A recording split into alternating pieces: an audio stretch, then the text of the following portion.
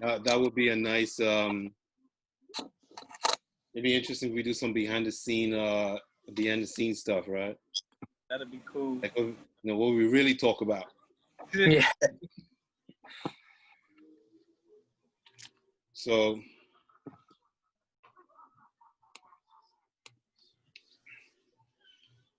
okay, fellas, welcome back. Welcome back. Tonight we'll be talking about another subject that we know for a fact, it definitely affects the inner city. It's divorce. We see it throughout our communities, in our families, loved ones, friends, associates, just across the board. We just see it that it affects them. So tonight, I'm going to share a few some factoids, some infographics here on some data that we have on divorce.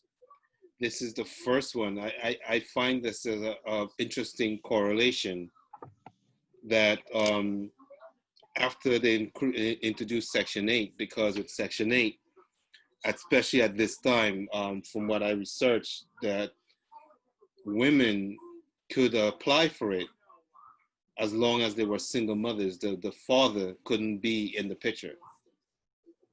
Like if the father was in the picture, no matter how low income it was, they didn't qualify. So I find it interesting that during these times, and of course, I'm sure there were other factors, right? But the rate of divorce went up. So what I don't know though is what happened during the 2000s for it to start decreasing. It seemed like it hit a plateau from 2000 on. So I'm going to start off with you, Gary. What's your take on this? It's really interesting seeing these numbers come to life. For me, growing up, I didn't see too many people in the city who were married. I saw a lot of like long-term committed relationships. Yeah, like people who were like pretty much married, but they didn't make that extra step. There were a few here and there, but I don't think marriage was always promoted as such, as as something that it can, something as a beautiful thing. And I think because many of us, including myself, grew up in a broken home, the concept of marriage was always kind of like this far off kind of concept. Like, I mean, my uncle and aunt were married. I had a few people in my immediate family that were married, but my direct immediate family wasn't. My mom and dad weren't. So it's kind of, it feels like this lofty thing. For me, growing up, it just seemed like it wasn't the norm. I guess that's the best way to say it. It wasn't like the normal thing. You didn't hear guys like, "Yo, man, I can't wait to get married." Like that wasn't like that wasn't happening, bro. I can't wait. It's interesting that you said that because for me, growing up, there were times where, my dad left for financial reasons to provide for the family. It's not that he didn't leave my mom per se, but he wasn't physically there. But I grew up with this idea that marriage in itself was a sacred thing, that once you marry, you work it out, you stuck it out. Yeah. So it's interesting. It's interesting that when I came to this country when I was 13, I saw what you saw, Gary, that a lot of people, they lived together, they were what you call them? They were there's so many terms for it. They were common law. There were common law marriages, but they didn't have that paper that said, "Hey, I'm married," that we took this vow in front of, man and God, that we're gonna stick together, we're gonna honor each other. Like you didn't see that too much, But in my home, that's what I saw. So it's interesting that you brought it up because it just gave me a flashback to that time when I was in high school, and my I had both parents, but I had friends that they would, it's just their mom. Mom held it down.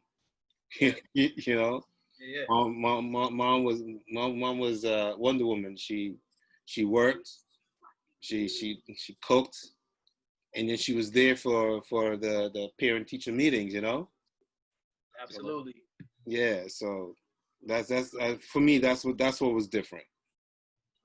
absolutely.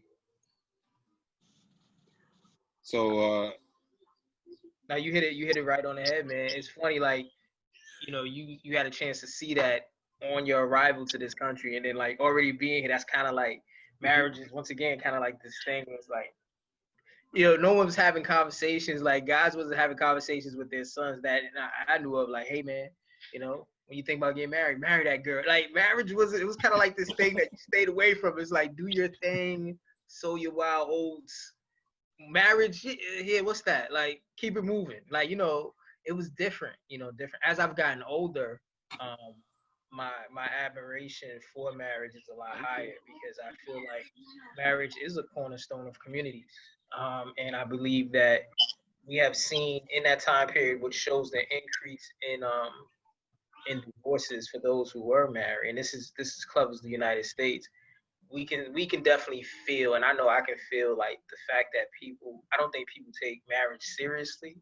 And I think over time, as we get closer from 75, 80, 85, 90, I just feel like culturally as a country, the whole concept of marriage isn't taken as seriously. And even today, I don't feel like people take it as seriously. I think it's more like a very casual thing. And I think also around that same time from 75, I believe the laws on marriage have changed. So it became a lot easier, if I'm not mistaken. I forget which presidency, it might have been Reagan, that made it easier for people to get a divorce. So in addition to the numbers going up from 75 to 95, there's legislation changed as well during that time period that made it easier for people to get divorces. I believe during that time period, that's where they introduced no fault, no fault divorce and irreconcilable differences. That whole concept developed during that time period. So I think that might have influenced the spike as well. no, I get that. I get that. I totally forgot about that. Thanks for bringing that up. Yes, it seems that lately that people get divorced for anything. you know, like I keep telling people that love is a choice. Like you wake up in the morning, you make that choice every morning to love this person. It's not a feeling, because if it's a feeling, that's why you end up getting divorced, because if you just go with feelings are fleeting. You could wake up the next morning and be like, yo, I don't like you. And it gets ugly. So it's definitely a commitment. And I would love to see that come back, especially the so-called what they call it, the atomic family. No, the mom, dad, and 2.5 kids. Yeah, that'd be great if it came back. I would love to see a throwback to that where it's more common. Yeah, I'm glad that more men, especially within inner city communities, more men are stepping up. Like you don't hear about it as much, but I've seen it for myself lately. More men are stepping up, and even if it's not marriage per se, they're actually, at least they're stepping up, and they're trying to be part of their children's lives. So the child can have that duality. To have mom and dad at least. But that's huge. yeah, it'd be great if, like you said, the sanctity of marriage came back, right? I think it's gonna take to your point, man. I think it's gonna take even more men and just families modeling it. Like for lack of a better term, making it cool in a sense. I hate to say cool, but where it's like it's not looked at as a bad thing. You know, we use terms like the old ball and chain, or like when dudes get married, it's like, oh man, it's like he's getting sentenced to death. Like it's like it sounds like a death sentence. And when you position it like that, I don't want to get married. No, I don't want to be trapped. What you talking about, man? You know, the whole positioning of marriage has been so like warped, you know, and it could be a number of things. You know, it could be media, it could be, you know, our own personal experience with not having it modeled for us in our households. Um, what we've seen, the marriages we have seen, what we've seen men and women, and we've seen marriages go left. So we like, man, that must be we take this small sample and that becomes the representative population for all marriages from what we saw, the ones that went bad. Yeah, yeah. You know, so I think that skews our vision and skews our opinions on marriage too. That'd be great. Yes, the narrative does definitely needs to change back. You know, to being faithful and sticking it out. It's something to be said to people that, hey man, this is my wife. And no matter what, whether she wants to or not, we're gonna work it out. But and I know it's difficult sometimes, especially if the person wants out. I know it's definitely difficult sometimes. It's something I would love to talk about, maybe on the part 2 of the panel. Yeah. Yeah. But I would like Mike to give me a little insight on what he's, since he is with a lot of young men. Like, do you see that their view of marriage? Do you see it changing back, or is it still the whole no, I don't want to be tied down? To be honest, I hear mostly it's definitely revered if I'm being honest, in the church. That's when you hear like a lot of healthy context surrounding marriage and just the meaning of it, becoming one flesh, like in multiple, ways, like this whole oneness, this aspect of one. I think to some degree, maybe that's what we've lost. Like we don't see it as a union, two people becoming one. We see it as I'm bringing my stuff, you bringing yours, and if it work, it worked, and if not, remember we got that prenup. Like, like nobody, like there's nothing else in life you walk into, and like unless you're going like rock climbing and you sign a waiver or something like that, there's nothing else you walk into that you sign off a separate agreement saying, well, if this happens, then this is what it is. Like nothing else in life you really sign off on something like that. And this is something that you're signing on with someone who I'm guessing you claim to love, and yet we have this piece of paper that says if it don't work out, well, this is where we at. And I remember one time I was filming this is years ago, with my youth pastor, and he was filming a couple who was engaged. He was doing their engagement video, and it was dope. And he told us a story. The fiance, the husband to be, he said he met a guy, and the guy told him, I think the guy was Greek, and so the guy told him, he said his brother had found someone for him in Greece or whatnot to be with. So he had never met this woman. He goes out to Greece, meets her, they get married. He told me they've been married 60 years. And this is off of just his brother having told him, yo, fly out there and meet this girl. And he was like, how did you make it happen? Like what essentially, what was the glue that helped that marriage stay together? And he was like, we just, like, it was almost like you said, like divorce was just never an option. He was like, we got together and we stayed together. And I think that's lacking now, because it's funny, I'm looking at the numbers and I see the 60s.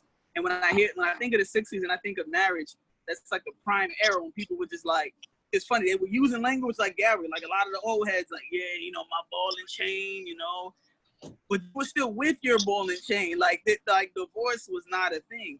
And not to say there wasn't like some unhealthy things that happened, because you would hear about, the cheating, or, granddad had multiple wives and stuff like that. So I'm not condoning cheating or things of that nature.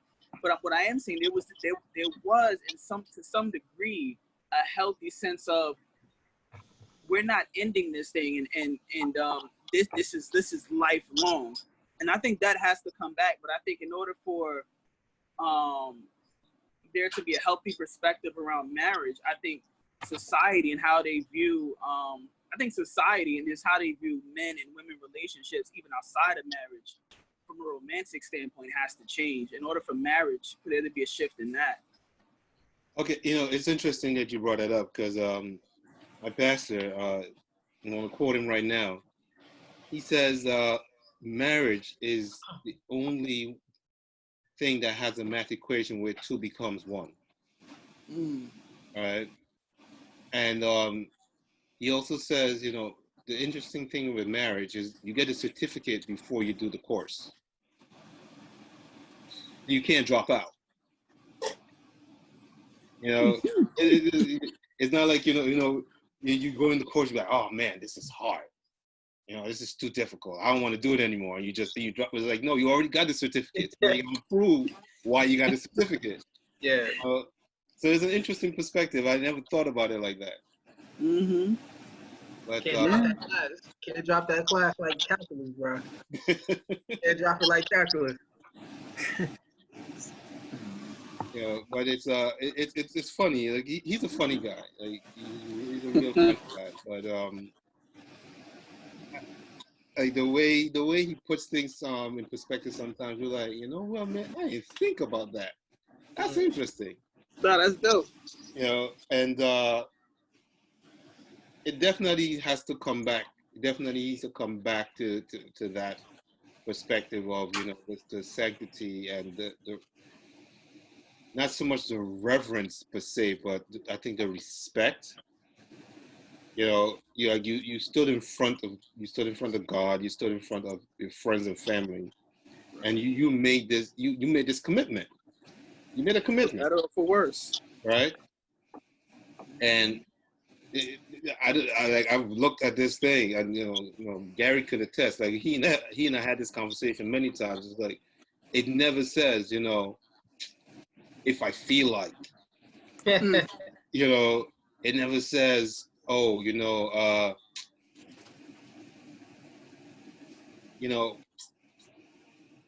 if you get rich, I'll stay with you. But if you lose the money, I change my mind. It doesn't have those things in it. It literally says, better or for worse, in sickness and health, right? So it's like, when a person's sick now, all of a sudden, life got real, and those vows get real, and it's like, nah, I don't want to do it no more. You took something that was supposed to be unconditional and made it conditional. Yeah. Mm-hmm. Right. So it's definitely an interesting take. I got something I was thinking about. Do you think if the laws weren't as lenient and as easy to get a divorce, would people still get married? Like, would people really consider getting married if the out wasn't so easy? I think so. But then you will have those people that are considering it are the people who are truly of the mindset that this is something that's lifelong, right? You won't get, man, like these people are getting annulments left and right these days. Like, look with who was it? Was it Britney Spears or Kim Kardashian? Like within hours, her marriage was annulled. Like it never happened. All right. So I'm like, so why did you get married? Like what are you doing it for? Like, if this is a person that you're choosing to be with, so yeah, I feel that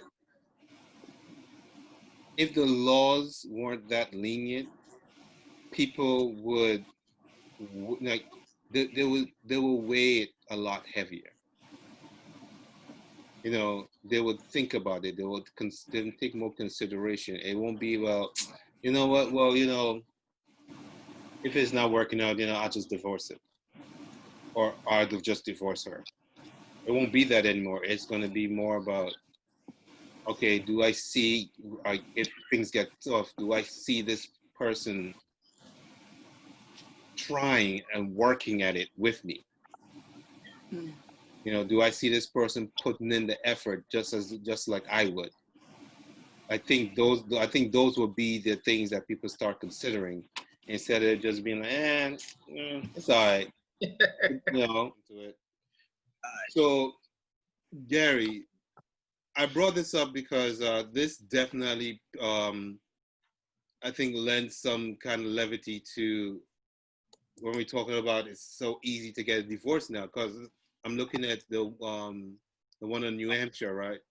You can the fastest divorce you can get is in New Hampshire. You can get divorced in 1 day.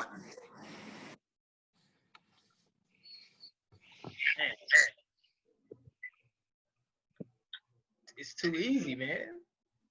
Bro, that means you could get married. You could order a pair of kicks on Monday, get married on Tuesday, and get divorced before your kicks get to you. Right. That's crazy. Yo, think about all the cards that people send you for the wedding and like thank yous and your happy marriage and all that. Yo, you can, by the time they get to you, they're already expired. They're That's it. done. Like people sending you gifts for the wedding, and they don't even matter at this point.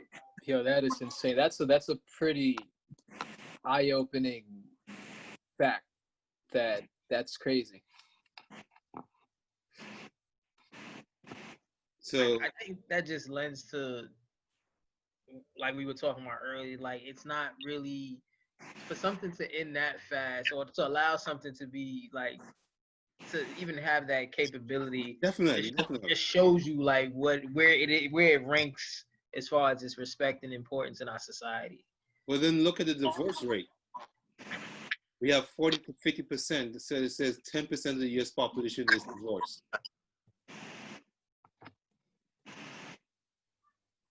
That's a lot. That's a lot. Yeah, how many people are in here? 300 million? So you said 10%, that's what, 30 million people? Yeah. Yeah. Yeah. You know, but this definitely brings me to the thing that I think is most important is how it affects children. Okay. And I'm talking from infancy all the way to adulthood, right? Because imagine you're an adult and your parents are all of a sudden to say, oh, we're divorced. We're divorcing.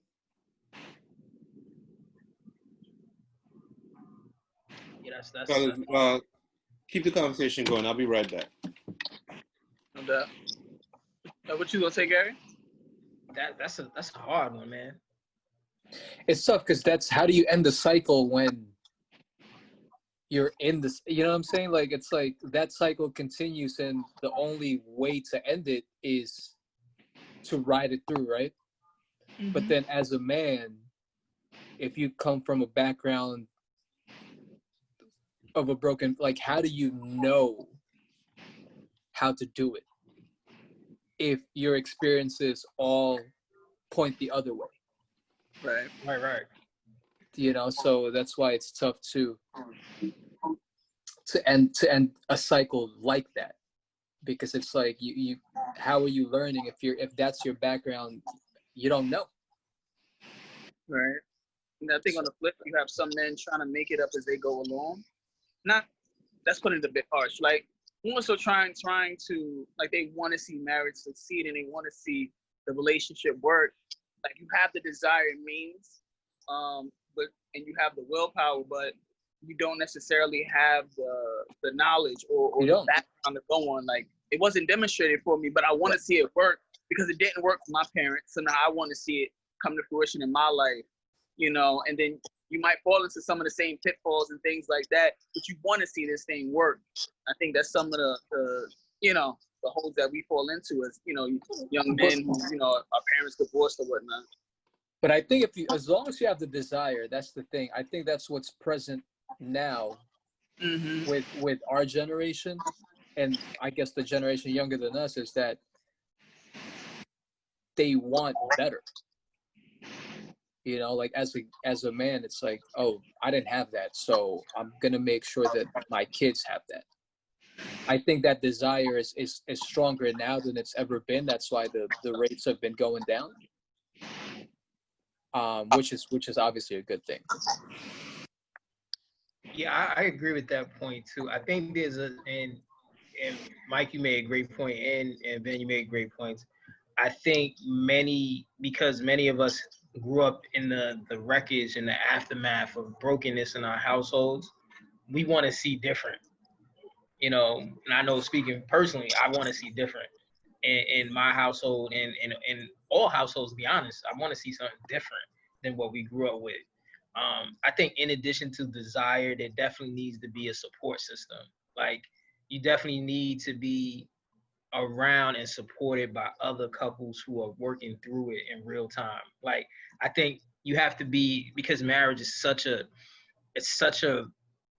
personal, such a hard thing, that if you don't have people walking alongside you to kind of help you, because I think let's be honest, between the laws and between how marriage is positioned, the wedding is like the main event. That's like the star of the show, but no one really wants to talk about the marriage, which is this lifelong commitment, up and down, similar to what Ron was talking about earlier, like unconditional, right? And you need some people in your life that you can lean on and connect with, who can walk you through those times when it gets real rough. When you like, I'm out.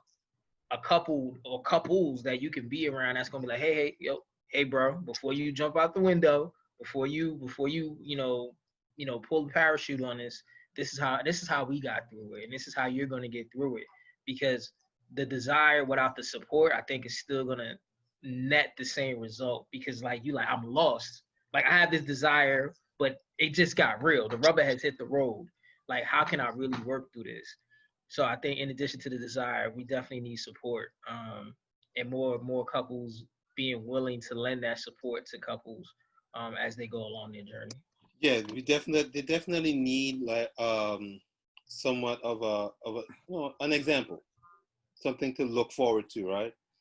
Like, yes, this couple, yeah, it wasn't exactly perfect for them.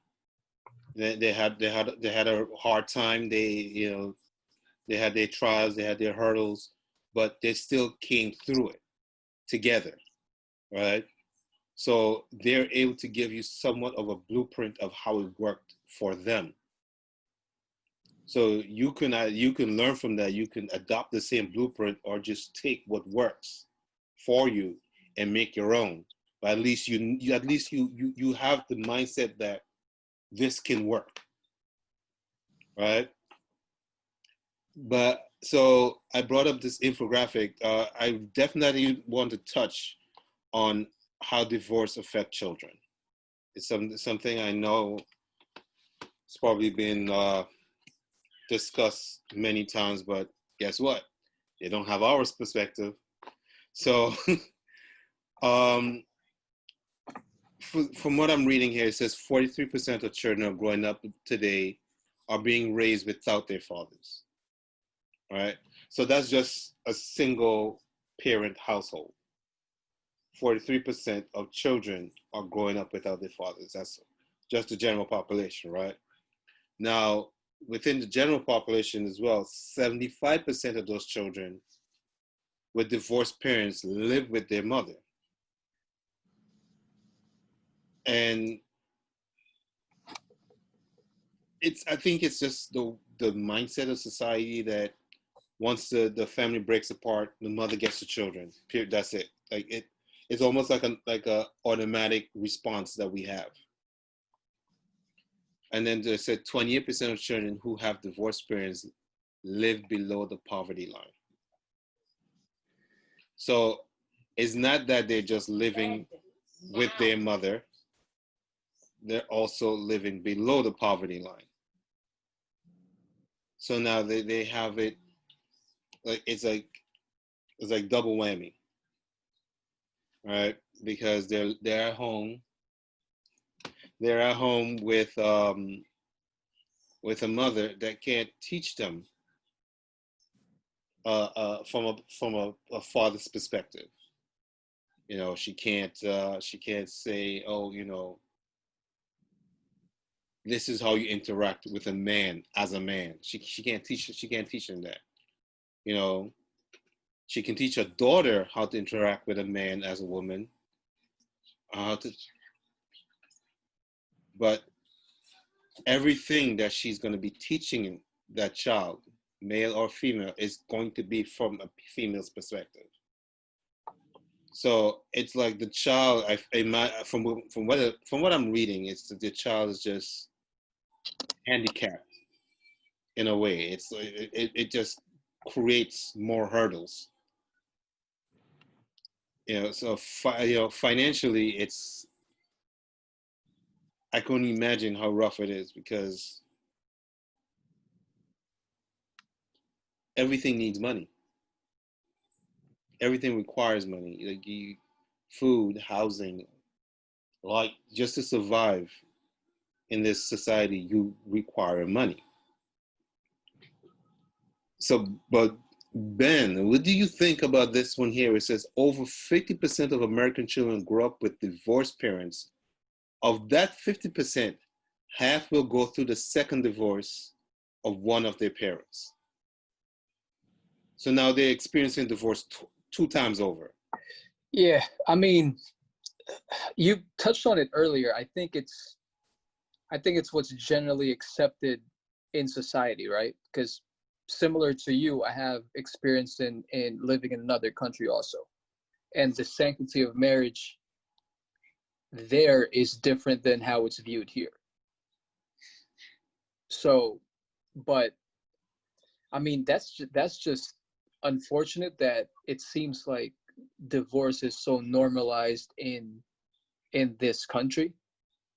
I mean, I can't speak for, you know, obviously I haven't lived in it everywhere, but it's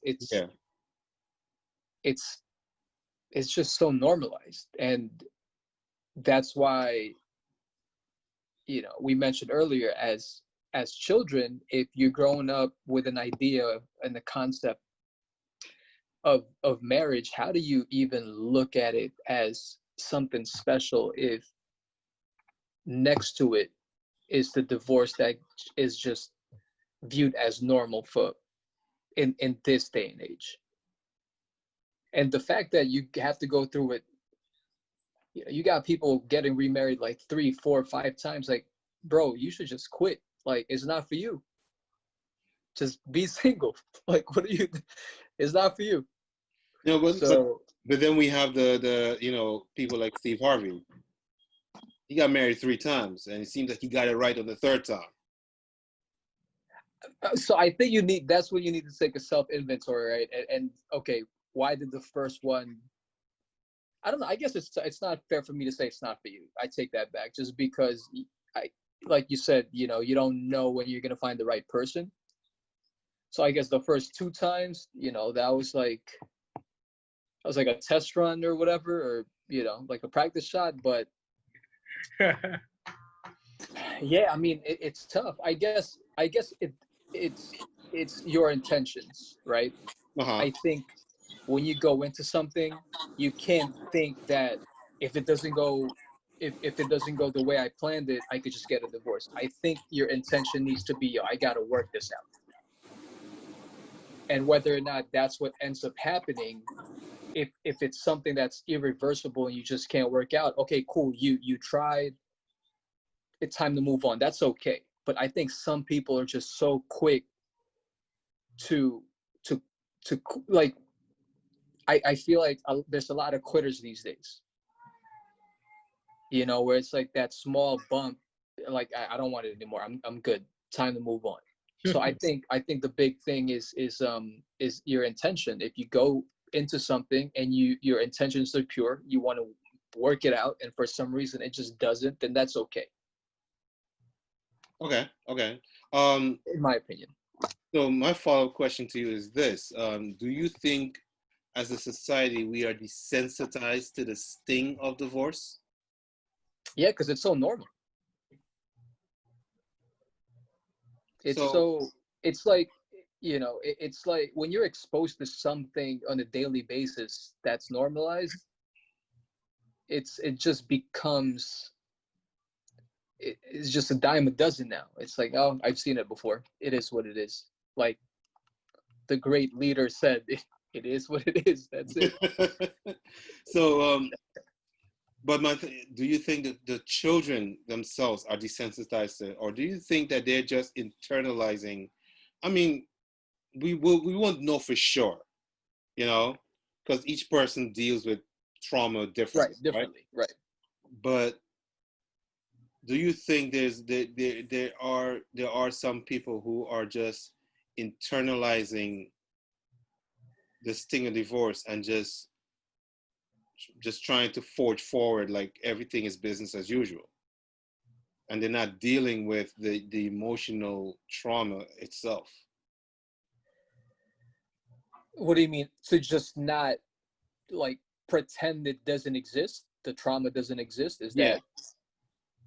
Yeah, or I think even if they're aware that it exists, but they're like just I see. putting band-aids over it. I think that depends on it's hard to throw out a blanket statement because it depends on each individual's environment.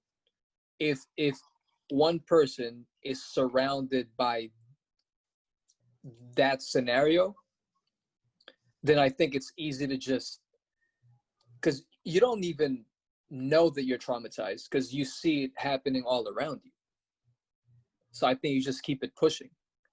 But if you come from a situation or environment where, like Wyoming, where most marriages work, then the sting is it hits you a little bit different. Does that make sense? It makes sense. It definitely makes sense. I get I get where you're coming from. It's definitely, like you said, it's almost like it's a case by case situation, you know, and whereas it all depends on each individual's I guess emotional maturity. Yeah, that too. You know. Yeah, to your point, man, I definitely think it's a case by case. And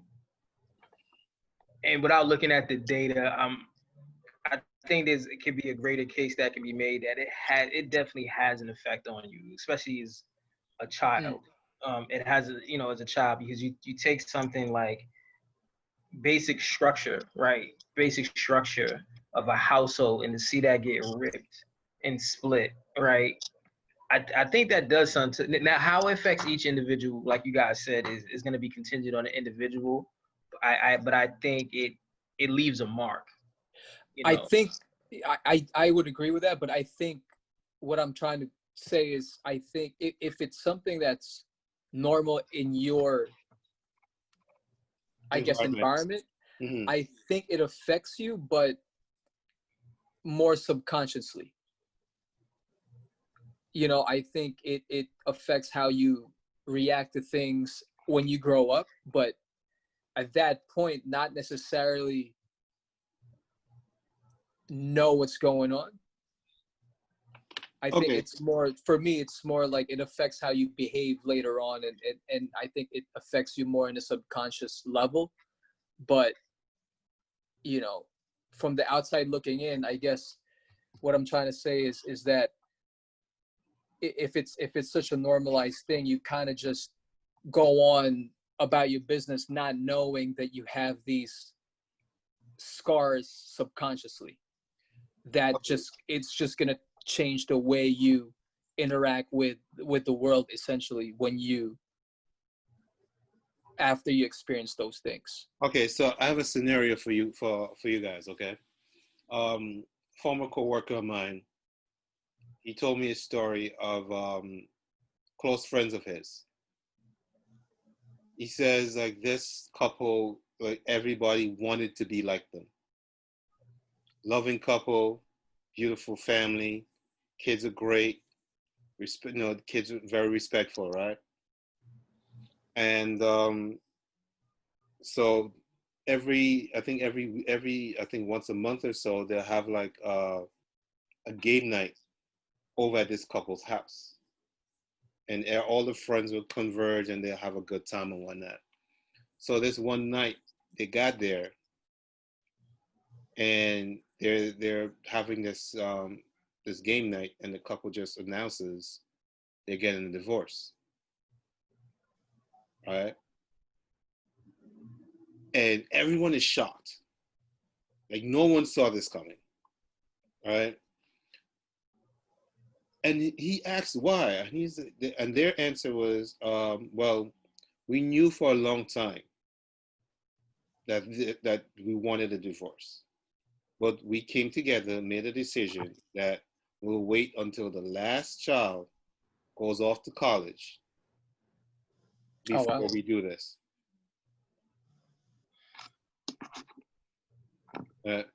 So what do you guys think about that? I think that's admirable for the couple to stay together and for the sake of the kids. But now, I agree with you, Ben, on like there's a part of that definitely like that's admirable. Well, first of all, game night would have been shot after that. Like there's no game night. Yeah, the game night is official. They should have waited. Maybe they waited until after they finished. Yeah, we can't do Monopoly. Like nothing is going down now. Like hopefully they waited to the end. I don't know, but in all seriousness, I think waiting till the last kid goes to college is admirable. But I think something like in my opinion, I think seeing your parents married throughout the duration of their lifetime, like when I go to college, like I'm still growing, like seeing my parents, if I would have seen my parents married throughout the duration through college, like in my ideal mind, I would love to see parents married to the end. Like the only thing that will separate married couples is death. And I think even in college, you still need that example of your parents sticking it through, so I think they had the right intentions, but once again, I think it's bigger than that. I think it's the value of them being married is bigger than just the kids going off to college. I think there's a lasting long-term effect of seeing our family members and parents married over the course of a lifetime that has more positive effects than we can actually imagine. No, I mean, I agree with that 100%. But the thing is, in this scenario, is if they knew for a while, right? Would you rather them do it when the kids are in like junior high school, or I guess a little bit more mature emotionally and mentally to handle it before going to college? So that's the thing. It's not even a question of I'm with you. I would rather see the couple be married the entire time, right? But if they decided that, man, it's not working out, would you rather have them just split when the kids are like 9, 10, 11, or later on when they have a better understanding? Here's my thing, right? But it also, I'm sorry, Ron, to interject just real quick. And also, this whole thing, it depends on how they were acting during that time. Like, Loving was family. it still healthy? Was it healthy, loving family? So like the kids had no idea, right? So now, my thing is right now. So now we're going into a little dangerous territory. Like, when is a good time to get divorced? Right? Is there ever such a thing? Oh, there isn't. There's not a good time. Exactly, but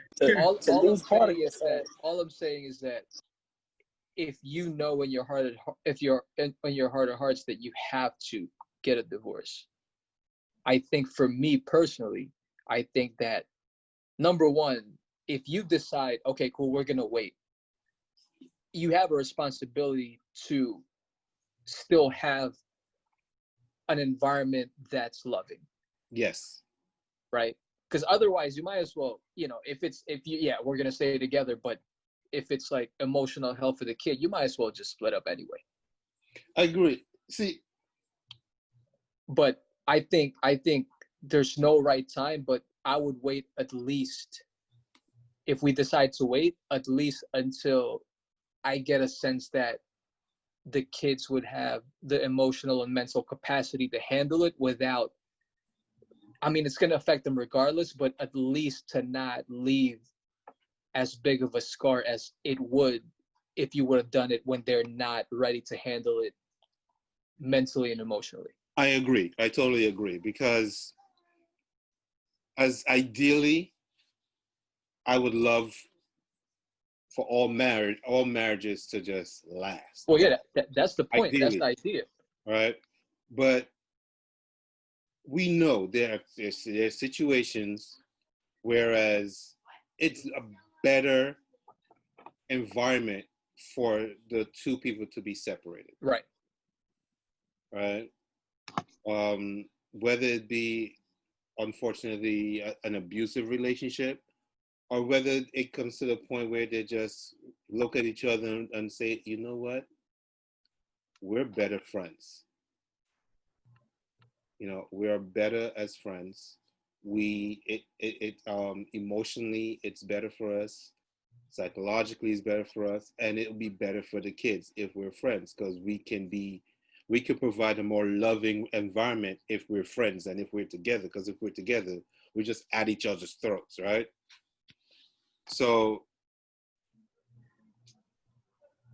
yes, I say that to say that there are situations whereas divorce probably might be the better choice, or separation might be the better choice. Yeah, I mean, you think about it, people do change, right?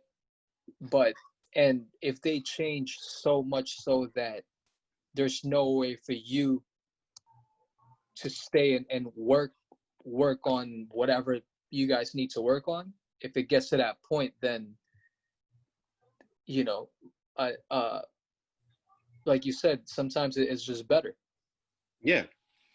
So unfortunately, you know, and you pray and you hope that the child is able to rebound from something like that and to process it properly. Yeah, you know, Because some kids, that's how you develop or you start getting into bad habits.